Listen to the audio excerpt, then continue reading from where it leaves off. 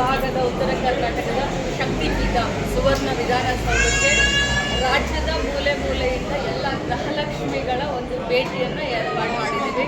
ಯಾಕಂತಂದರೆ ಈ ಯೋಜನೆ ಶುರುವಾದಾಗಿಂದ ಬಹಳಷ್ಟು ಟೀಕೆ ಟಿಪ್ಪಣಿಗಳು, ವಿರೋಧ ಪಕ್ಷದವರು ಈ ಯೋಜನೆಯನ್ನು ಬರೀ ಇಲೆಕ್ಷನ್ಗೋಸ್ಕರ ಅಷ್ಟೇ ಮಾಡಿದ್ದಾರೆ ಅಂತ ಹೇಳಿ ಬಹಳಷ್ಟು ಮಾನ್ಯ ಮುಖ್ಯಮಂತ್ರಿಗಳ ಮೇಲೆ, ನಮ್ಮ ಸರ್ಕಾರದ ಮೇಲೆ ಗೂಬೆಯನ್ನು ಕೂರಿಸ್ತಾ ಇದ್ದೀವಿ. ಆದರೆ ಗೃಹಲಕ್ಷ್ಮಿ ಯೋಜನೆ ಏನು ಸಿದ್ದರಾಮಯ್ಯ ಸಾಹೇಬರ ಕನಸಿನ ಕೂಸು, ಡಿ.ಕೆ. ಶಿವಕುಮಾರ್ ಸರ್ ಒಂದು ಕನಸಿನ ಕೂಸಾಗಿತ್ತು. ಈ ಗೃಹಲಕ್ಷ್ಮಿ ಯೋಜನೆಯಿಂದ ರಾಜ್ಯದ ಮೂಲೆ ಮೂಲೆಯಿಂದ ಇವತ್ತು ಇಲ್ಲೇನೂ ನಿಂತ್ಕೊಂಡಿದ್ದಾರೆ, ಅಲ್ಲಿ ನೋಡ್ಬೋದು, ಅಲ್ಲೇನೂ ನಿಂತ್ಕೊಂಡಿದ್ದಾರೆ. ಅವ್ರಿಗೂ ಕೂಡ ಗೃಹಲಕ್ಷ್ಮಿಯ ಲಾಭ ಆಗಿದೆ.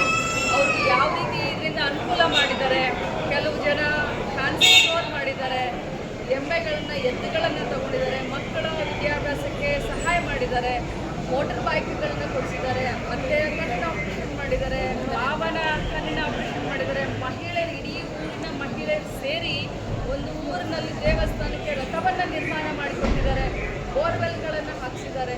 ಸೊ ಈ ಎಲ್ಲ ಮಹಿಳೆಯರನ್ನು ಇವತ್ತು ಮಾನ್ಯ ಮುಖ್ಯಮಂತ್ರಿಗಳು ಮತ್ತು ಉಪಮುಖ್ಯಮಂತ್ರಿಗಳ ಜೊತೆಯಲ್ಲಿ ಸಂವಾದ ಕಾರ್ಯಕ್ರಮ ಮಾಡಿಸೋದಕ್ಕೆ ಮತ್ತು ವಿಶೇಷವಾಗಿ ನಮ್ಮ ಇಲಾಖೆ ಮಹಿಳಾ ಮಕ್ಕಳ ಕಲ್ಯಾಣ ಇಲಾಖೆಯ ಕೆಲಸ ಯಾವ ರೀತಿ ಇರುತ್ತೆ, ಈ ಯೋಜನೆಯ ಅನುಷ್ಠಾನ ಹೇಗಿರುತ್ತೆ, ಇಲಾಖೆಯ ಅಧಿಕಾರಿಗಳ ಜೊತೆ ಒಂದು ಸಂವಾದ ಕಾರ್ಯಕ್ರಮವನ್ನು ಕೂಡ ನಾವು ಮಾಡ್ತಾ ಇದ್ದೀವಿ. ಜೊತೆಗೆ ಟ್ರಾನ್ಸ್ಜೆಂಡರ್ಸ್, ಈ ಸಮಾಜದಲ್ಲಿ ದಮನಿತರು, ಧ್ವನಿ ಇಲ್ಲದಂಥವರು ಅಂತ ಬಹಳಷ್ಟು ಟೀಕೆ ಟಿಪ್ಪಣಿ ಇರಬೇಕು. ಆದರೆ ಇವತ್ತು ಗೃಹಲಕ್ಷ್ಮಿಯ ಯೋಜನೆಯನ್ನು ಟ್ರಾನ್ಸ್ಜೆಂಡರ್ಸ್ ಕೂಡ ಈ ತಿಂಗಳಿಂದ ನಾವು ಕೊಡ್ತಾ ಇದ್ದೀವಿ.